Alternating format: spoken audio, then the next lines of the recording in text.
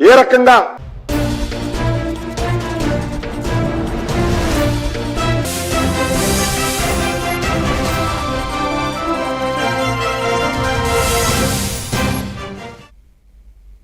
నమస్తే, welcome to A1 TV Telugu news update చూద్దాం.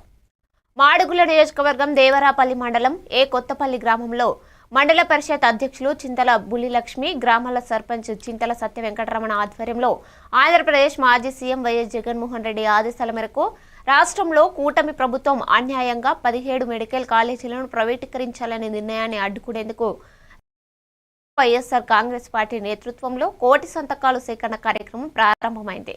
ఈ కార్యక్రమానికి ముఖ్య అతిథిగా వైఎస్ఆర్ పార్టీ వ్యవహారాల సలహా సంఘం సభ్యులు బూడి ముత్యాల నాయుడు హాజరై ప్రజలతో రచ్చబండ సమావేశం నిర్వహించారు.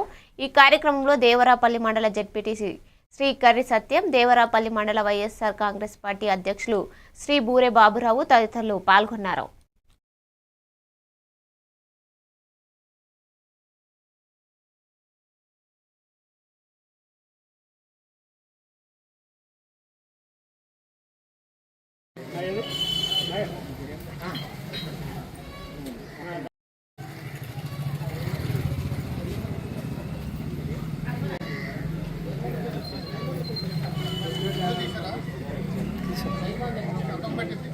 అలాగే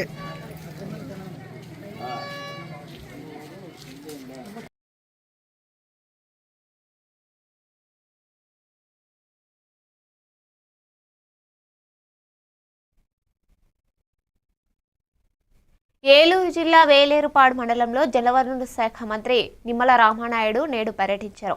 ఈ సందర్భంగా పోలవరం ప్రాజెక్టు నిర్వాసితులకు భూసేకరణ మరియు పునరావాస పరిహారం చెక్కులను పంపిణీ చేశారు. కూటమి ప్రభుత్వం ఏర్పడిన తరువాత నిర్వాసితులకు రెండోసారి పరిహారం అందుతుంది. 2016లో కూటమి ప్రభుత్వం పాలనలో 700 కోట్ల పునరావాసం కింద పంపిణీ చేయగా 2025 జనవరిలో మరోసారి 900 కోట్ల పరిహారంగా చెల్లించారు. ఇప్పుడు మూడో దఫాగా 1000 కోట్ల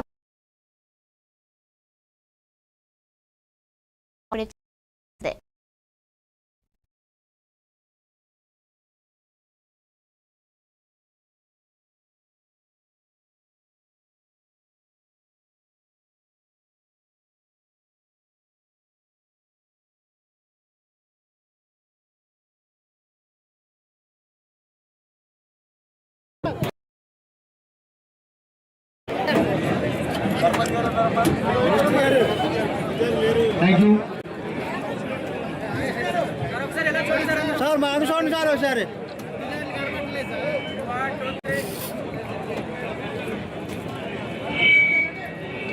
తర్వాత దీని తర్వాత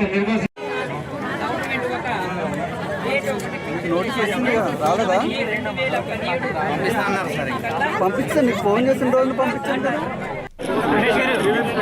ఎవరు పైకి రావద్దు, పైకి పంపితే ఇంకా కాశీబుగ్గ వెంకటేశ్వర స్వామి ఆలయంలో తొక్కిసలాటలో భక్తులు మృతి చెందడం బాధాకరమన్నారు మంత్రి కొండపల్లి శ్రీనివాస్. విజయనగరం జిల్లా గణపతి నగరంలో మీడియాతో మాట్లాడారు. కాశీబుగ్గ వెంకటేశ్వర స్వామి ఆలయంలో తొక్కిసలాటిపై మంత్రి దిగ్భ్రాంతి వ్యక్తం చేశారు.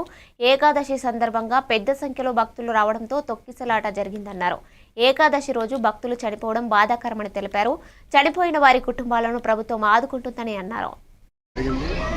దురదృష్టకరం ఏంటంటే ఆ రోజు టెంపుల్లో కొంచెం ఎక్కువ క్రౌడ్ అవడం వల్ల కొంతమంది ఎవరైతే టెంపుల్ దర్శనానికి వచ్చారో కొంచెం మనం తొక్కిసలాట జరిగిందని తెలిసింది. నేను కూడా అక్కడికే బయలుదేరాను. చాలా బాధాకరం. సరే, నేను కూడా అక్కడ ఇన్సిడెంట్కి వెళ్ళి మొత్తం రివ్యూ చేసుకొని మనం ఒక 8 మంది కోల్పోయాం. మిగతా వాళ్ళు కూడా ఇప్పుడు హాస్పిటల్కి ఒక 5 హాస్పిటల్కి అడ్మిట్ చేశారని తెలిసింది. వెంటనే నేను కూడా అక్కడ వెళ్తున్నాను.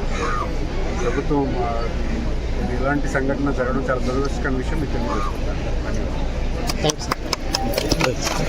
నియోజకవర్గం శ్రీకాకుళం జిల్లా కాశీబుగ్గలో ఒక టెంపుల్, వెంకటేశ్వర టెంపుల్ ఎంతో మనందరికీ తెలుసు. ఉమ్మడి నెల్లూరు జిల్లాలో భారత అంతరిక్ష పరిశోధన సంస్థ ఇస్రో మరో బాహుబలి ప్రయోగానికి సిద్ధమవుతోంది. ఇస్రో అత్యంత బరువైన ఉపగ్రహాన్ని భూస్థిర కక్షలోకి ప్రవేశపెట్టడం ఇదే ప్రథమం. సుమారు 4.4 టన్నులు బరువు కలిగిన మల్టీ బ్యాండ్ కమ్యూనికేషన్ 4.4 శాటిలైట్ను రోదసిలోకి పంపేందుకు చకచక ఏర్పాట్లు చేస్తోంది. మరో 48 గంటల్లో నవంబర్ 2న ఇస్రో మరో భారీ ఉపగ్రహ ప్రయోగానికి సర్వం సిద్ధం చేసింది. నేడు సాయంత్రం 3:26 గంటలకు కౌంటర్ ప్రారంభించే అవకాశం ఉంది. నవంబర్ 2న సాయంత్రం 5:26 గంటలకే ప్రయోగ సమయాన్ని నిర్దేశించుకున్నారు.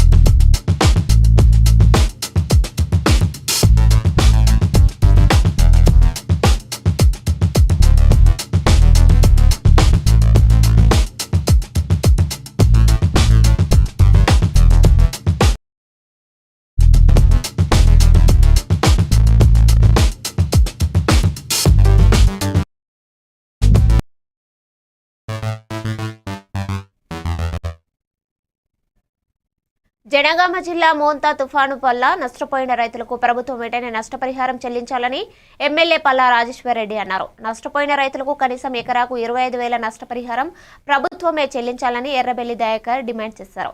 జనగామలో ఇవాళ ఎమ్మెల్యే పల్లా రాజేశ్వర్ రెడ్డి అలాగే పాలకుర్తి మాజీ ఎమ్మెల్యే ఎర్రబెల్లి దయాకర్ రావు జిల్లా కలెక్టర్ కార్యాలయానికి చేరుకుని మొన్న తుఫాన్ కారణంగా నష్టపోయిన రైతులకు నష్టపరిహారం చెల్లించాలని డిమాండ్ చేశారు.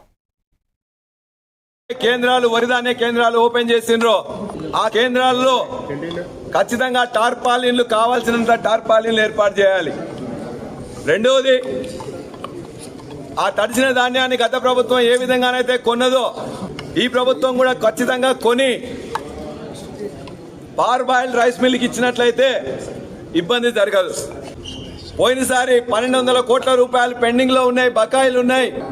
ఏదైతే 500 రూపాయలు బోనస్ ఇస్తామన్నారో ఆ బోనస్ కూడా 1,200 కోట్లు తప్పనిసరిగా వెంటనే ఇవ్వాలని కూడా కోరుతున్నాం. జనగాం నియోజకవర్గం, పాలకుర్తి నియోజకవర్గం, గన్పూర్ నియోజకవర్గం నుంచి కూడా రైతులందరూ కూడా రావడం జరిగింది. ఇంతకుముందు సోదరుడు పల్లా రాజేశ్వర రెడ్డి గారు చెప్పినట్టు మేము డిమాండ్ చేస్తున్నాం. దయచేసి ప్రభుత్వాన్ని రిక్వెస్ట్ కూడా చేస్తున్నాం. వారం రోజులు టైం ఇస్తున్నాం. ఈ వారం రోజుల లోపల ప్రభుత్వం చర్య తీసుకోకపోతే విలేజ్ వైజ్గా కూడా ధర్నా చేయటం కూడా జరుగుతుంది. రైతుల తరఫున మేము డిమాండ్లు ఏదో మేము 10 ఏళ్ళు మేము చేసినాయి ఏందనేది ఒక్కసారి రివ్యూ చేసుకోవాలి. ప్రజలు కూడా ప్రభుత్వం కూడా ధాన్యం కొనుగోలుకు బస్తాలను మొదలై పంపించేది అందరికి కూడా తెలుసు. ప్రతి గింజ కొన్నాం. తడిసిన ధాన్యం కూడా కేసీఆర్ గారు కొను అని ఆదేశాలు ఇచ్చి తడిసిన ధాన్యం కూడా వినిపించారు. వర్ధన్నపేట కాంగ్రెస్ ఎమ్మెల్యే కేఆర్ నాగరాజుకు నిరసన సెగ తగిలింది. హన్మకొండ నగరంలోని వరద ప్రభావిత ప్రాంతాలలో పర్యటిస్తుండగా ఫోటోలు దిగడానికి వచ్చావా అంటూ ప్రజలు నిలదీశారు. 2 రోజుల నుంచి వరదలతో ఇబ్బంది పడుతున్న ఎమ్మెల్యే రాకపోవడంపై స్థానికులు వరద బాధితులు పట్టించుకోవాలని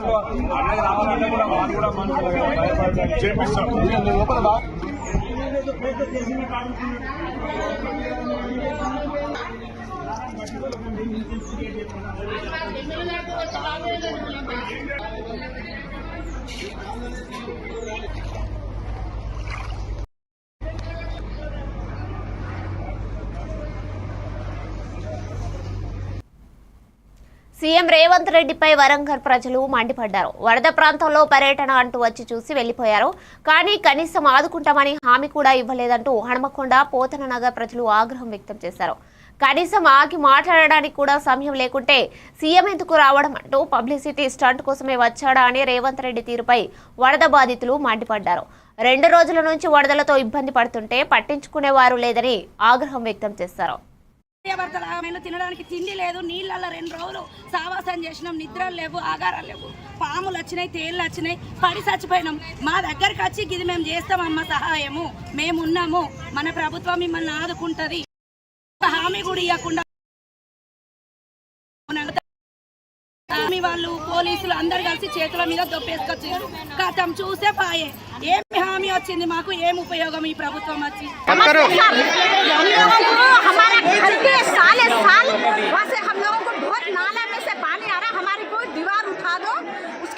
हम लोगों को कुछ भी नहीं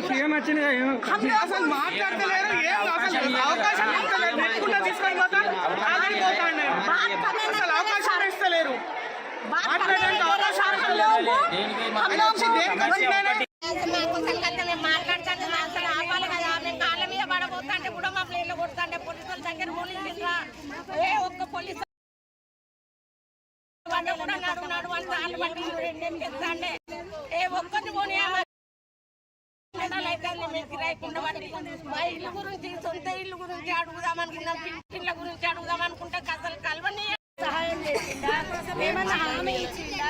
ఒక మాట నోరు కూడా విప్పలేదు. ఆ నోరు విప్పండి. అనకాపల్లి జిల్లా పరవాడ ముత్యంపాలెం బీచ్లో 16 సంవత్సరాల 10th క్లాస్ విద్యార్థి భానుప్రసాద్ గల్లంతయ్యాడు. తాను బీసీ హాస్టల్కు సంబంధించిన 5 విద్యార్థులు బీచ్కు వెళ్లి స్నానం చేస్తుండగా ఒక విద్యార్థి గల్లంతయ్యాడు. ఘటనా స్థలానికి చేరుకున్న పరవాడ పోలీసులు గాలింపు చేపట్టారు. మరి మీ నాన్న పేరు రామకృష్ణ.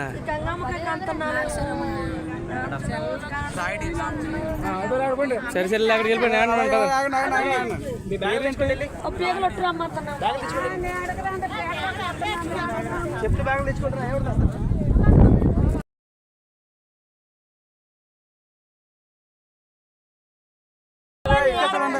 పేరు చెప్పు.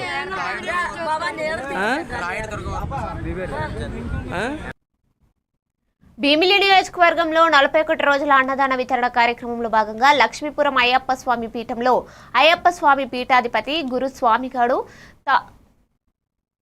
తాతినాయుడు ఆధ్వర్యంలో ఆత్మూరి వెంకట సుబ్బారావు రమాదేవి దంపతులు వారికి ఆర్థిక సహాయంతో భారీ అన్నదాన కార్యక్రమం నిర్వహించారు. 11వ రోజు కూడా లక్ష్మీపురం పంచాయతీతో పాటు చుట్టుపక్కల గ్రామాల నుంచి అయ్యప్ప స్వామి భక్తులు, భవానీమాత భక్తులు, శివస్వాములతో పాటు పలు దైవ ఆధ్యాత్మిక దీక్షాపరులు అధిక సంఖ్యలో పాల్గొన్నారు.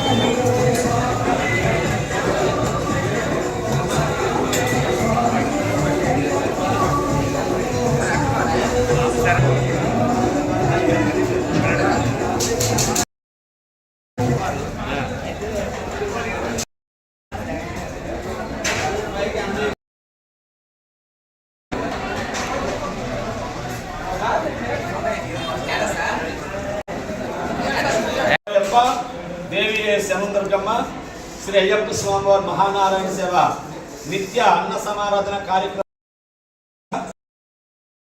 ఆత్మూరి వెంకట సుబ్బారావు గారు రమాదేవి దంపతుల యొక్క ఆర్థిక సహాయంతో ఈ రోజు ఏదైనా మనకు అందరికీ భిక్ష ఏర్పాటు చేశారు. వారికి వారి కుటుంబ సభ్యులకు అయ్యప్ప స్వామి వారు ఆ అమ్మవారి యొక్క ఆశీస్సులు ఎవరైనా ఉన్నారని కోరుకుంటూ మహబూబాబాద్ జిల్లా కేంద్రంలోని ప్రభుత్వ ఆసుపత్రిలో బ్రతికి ఉన్న రోహిణి మార్చిలో భద్రపరిచిన ఘటనకు కారణమైన 2 అవుట్ సోర్సింగ్ ఉద్యోగులను సస్పెండ్ చేశారు.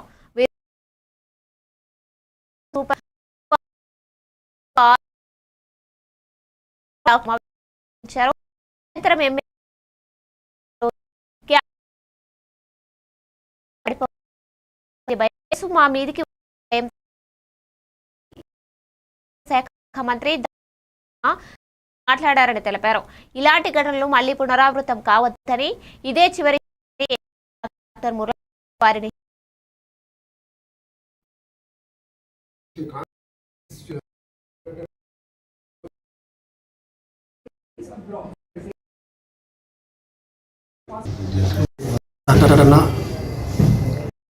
జిల్లా హెడ్ క్వార్టర్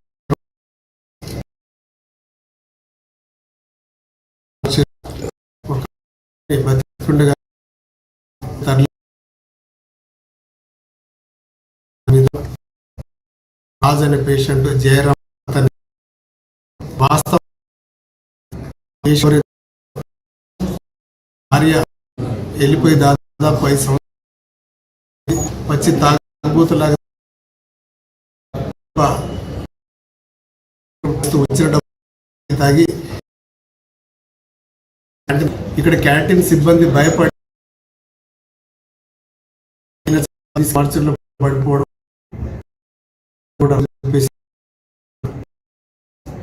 తీసుకొని మినిస్టర్ అయినటువంటి దామోదర్ రాజనరసింహ గారు కూడా ఒక అరగంట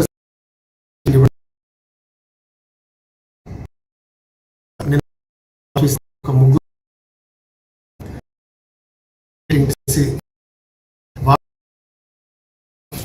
అన్ని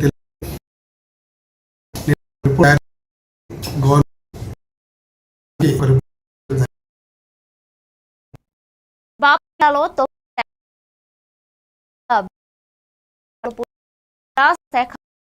రవికుమార్ మోపాలనే జగన్ ఆలోచిస్తున్నారు.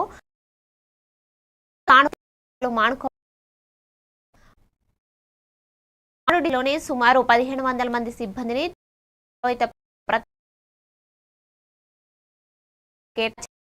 బాపట్ల వంటి ప్రత్యేక అధికారులను నియమించారు చేస్తాం. కొన్ని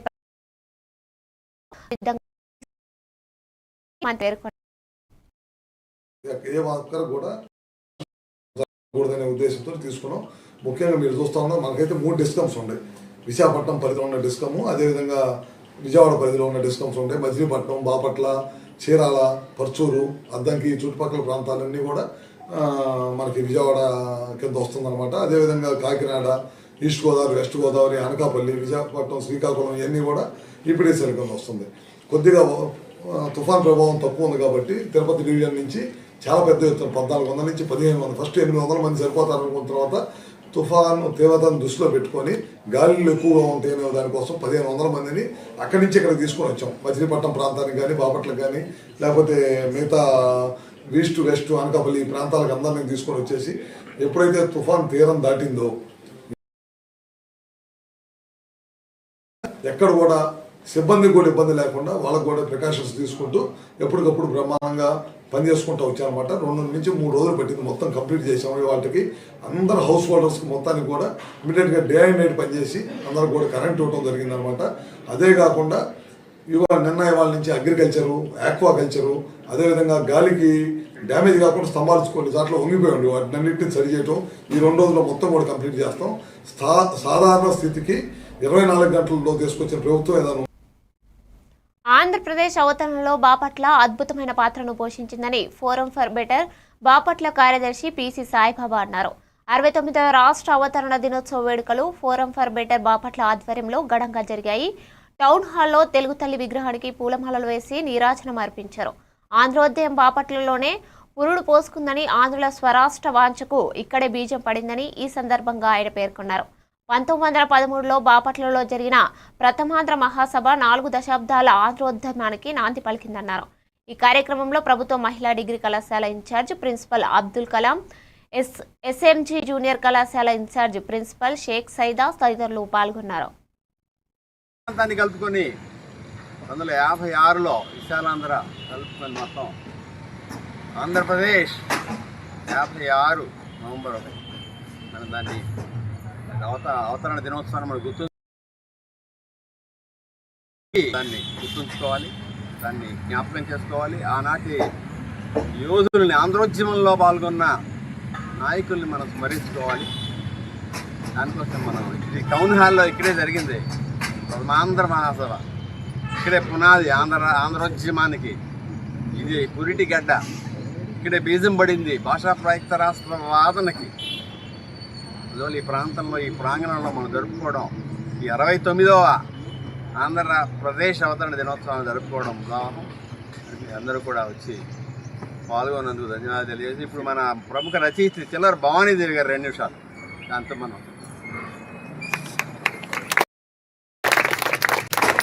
అందరికీ నమస్కారం. చిరంజీవులందరికీ ఆశీస్సులు. సాయిబాబు గారు వివరంగా చెప్పారు. మన భాషాప్రేక్ష రాష్ట్రం అనేది మొదటిదే ఆంధ్రప్రదేశ్, మొత్తం దేశంలో. తర్వాత చాలా ఏర్పడ్డాయి అన్నమాట. పొట్టి శ్రీరాములు గారి త్యాగంతో ఆంధ్ర రాష్ట్రం ఏర్పడ్డది. 56లో ఆంధ్రప్రదేశ్. ఇప్పుడు మనం దీని నామన్క్లేచర్, అఫీషియల్ నామన్క్లేచర్ ఆంధ్రప్రదేశ్. కాబట్టి నవంబర్ 1 మనం ఈ ఆంధ్రప్రదేశ్ ఫార్మేషన్. కాకినాడ జిల్లా ముమ్మిడివరం నియోజకవర్గంలో తాళ్లరేవు మండలం పి మల్లవరం గ్రామంలో అక్షర జ్ఞానం లేని రోజు కూలీ తెచ్చుకునే కూలీల సొమ్ములు కాజేస్తున్నారు పోస్టల్ సిబ్బంది. పోస్ట్ ఆఫీసులో లక్షలాది రూపాయలు అవకతవకలు జరిగినట్లు బాధితులు ఆరోపిస్తున్నారు. అయితే అవినీతి అక్రమాలను నియంత్రించాల్సిన పోస్టల్ అధికారులు తప్పు చేసిన వారిని కాపాడేందుకు ప్రయత్నిస్తున్నట్లు తెలిసిందే. ఇకనైనా పోస్టల్ ఉన్నతాధికారులు దృష్టి సారించి బాధితులకు న్యాయం చేయాలని కోరుతున్నారు.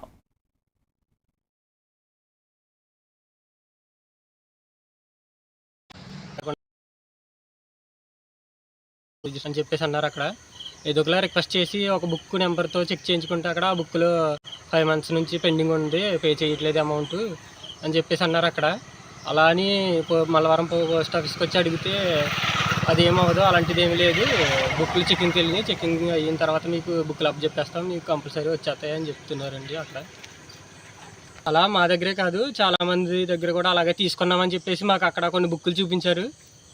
అదే సర్లే అని ఆ నమ్మకంతో మేము బుక్కులు కూడా ఇచ్చాం. ఆ బుక్కులు చూపించడంతో ఆ బుక్కులు మాత్రం ఇంకా మా చేతికి అందించలేదు, రాలేదు. మేము అమౌంట్ కట్టాం, ఆ బుక్కుల్లో కూడా రిజిస్టర్ చేసి అమౌంట్ కట్టినట్టు ప్రతి నెల కన్ఫామ్గా రాసేసి ఇచ్చారు వాళ్ళు, స్టాంప్ వేసి. మాకు మాత్రం ఆ బుక్కులు ఇంకా రాలేదు. అక్కడికి వెళ్ళి అడిగితే మాత్రం 5 months నుంచి పెండింగ్ ఉంది, పే చేయట్లేదు మీరు అమౌంట్ అని చెప్పేసి అంటున్నారు. అక్కడ కుమారండి, సుగన్య కట్టానండి, కొంచెం మరి అమౌంట్ తేడా వస్తుందండి, మరి అది వెయ్యాలని గవర్నమెంట్ కోరుతున్నాను. 2 సంవత్సరాలు 24,000 తేడా వస్తుంది సార్. మీకు ఎలా తెలిసింది? అది ఆఫీస్కి వెళ్తే తెలిసింది సార్. దేనికోసం కానీ పోస్ట్ ఆఫీస్కి అంటే కొంచెం మలవరాన్ని కట్టేదాన్ని సార్. నేను కడితే పోస్ట్ ఆఫీస్లో కట్టమన్నారు సార్. వేరే చోట కడతామని వెళ్ళాను సార్. అక్కడ ఇలా తెలిసింది సార్, డబ్బులు తక్కువ వచ్చినాయి. అక్కడికి మలవరం అయితే నేను వెళ్తానంటే సార్ అన్నారు, మీరు వెళ్ళొద్దమ్మా మేము తేల్చుకుంటాం అన్నారు సార్.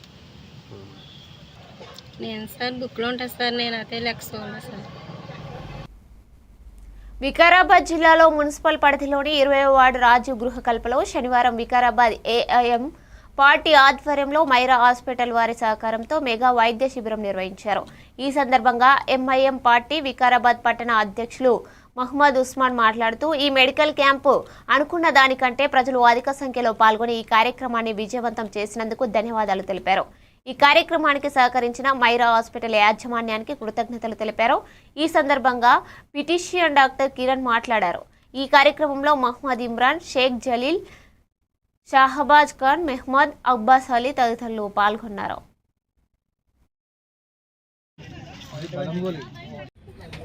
రీసెంట్గా అక్టోబర్ 2వ తారీఖు వికారాబాద్లో మైరా హాస్పిటల్ అని ఓపెన్ అయింది. ఇది పాత police station, old police station లైన్లో ఉంది. ఇక్కడ గైనికి సంబంధించిన ప్రతి ఒక్క వైద్యానికి మన దగ్గర ట్రీట్మెంట్ లభిస్తుంది. అలాగే ఫిజిషియన్ కూడా మన దగ్గర ఎప్పుడు 24/7 అవైలబుల్లో ఉంటారు. ఇక్కడ వచ్చేసి పిల్లలు కావడానికి ఇన్ఫర్టిలిటీ ట్రీట్మెంట్ కానీ, గర్భసంచికి సంబంధించిన ఎలాంటి ట్రీట్మెంట్ అయినా, డెలివరీ వాళ్ళకి ప్రతి ఒక్కటి ఎల్లప్పుడూ 24/7 మనకు అందుబాటులో. నమస్కారం అందరికీ, నా పేరు doctor AS Kiran, physician, Maira hospital. ఈరోజు మైరా హాస్పిటల్ బృందం మొత్తం వికారాబాద్లోని రాజీవ్ గృహకల్ప లో ఒక పెద్ద మెగా వైద్య శిబిరం నిర్వహించడం జరిగింది. ఇందులో 300 పైన ప్రజలు వచ్చి మా వైద్య సదుపాయాలు వినియోగించుకోవడం జరిగింది. మైరా హాస్పిటల్ కొత్తగా మన వికారాబాద్లోని పాత పోలీస్ స్టేషన్లో దగ్గర ఓపెనింగ్ లాస్ట్ మంత్ చేయడం జరిగింది. దీన్ని పురస్కరించుకొని మన రాజీవ్ గృహకల్పలో వైద్య శిబిరం నిర్వహించడం జరిగింది. ఇందులో doctor Priyanka, gynaecologist, doctor Kiran, physician participate చేయడం జరిగింది.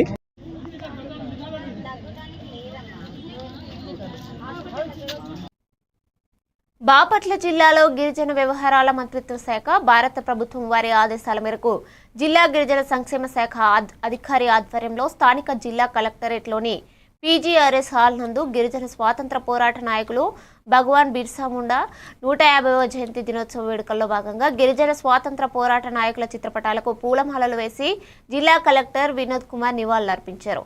ఈ కార్యక్రమంలో Bapatla RDO P Gloria, DMHO doctor Vijayamma తదితరులు పాల్గొన్నారు.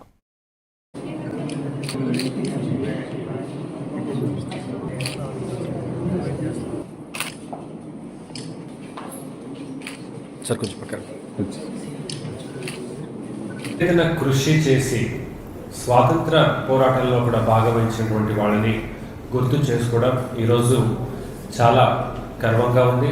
ఆడియో గారు చెప్పారు, మనము ఫ్రీడమ్ స్ట్రగల్ అన్నప్పుడు మహాత్మా గాంధీ గారు, నేతాజీ సుభాష్ చంద్రబోస్ ఇట్లాంటి పేర్లు మనం వింటాం. అయితే చాలామంది గిరిజనులు, వారు గిరిజనులు అంటే సంఖ్యలో తక్కువ ఉన్నటువంటి వాళ్ళకి జరుగుతున్న నేరాలు, వాళ్ళకి జరుగుతున్న అసౌకర్యాలు మరియు నష్టాల గురించి అవగాహన వాళ్ళే తెచ్చుకొని ఎటువంటి కమ్యూనికేషన్ లేనటువంటి సమయంలో ఒక హ్యాబిటేషన్ నుంచి, ఒక కొండ నుంచి ఇంకొక కొండకి వెళుతూ అక్కడ వాళ్ళకి అవగాహన కల్పిస్తూ అందరినీ కూడా ఒక సైనికులా తయారు చేసి వాళ్ళ ఒక పోరాటం చేయటం అంటే చాలా గొప్పది. దీనికి చాలా శ్రమం కావాలి, చాలా అవగాహన కావాలి, చాలా కమిట్మెంట్ అవసరం ఉంటుంది. ఇది మనమందరం కూడా గుర్తుపెట్టుకుంటాం.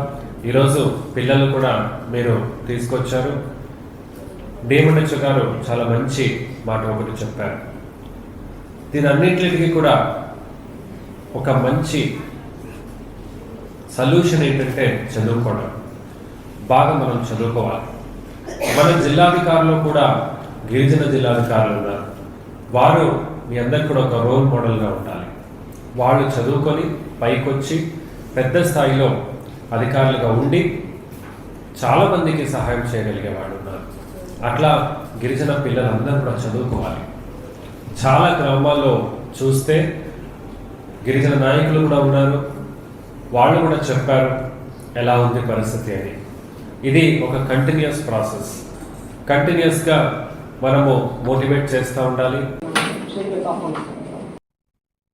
ఇవి అప్డేట్ చూస్తూనే ఉండండి A1 TV తెలుగు న్యూస్.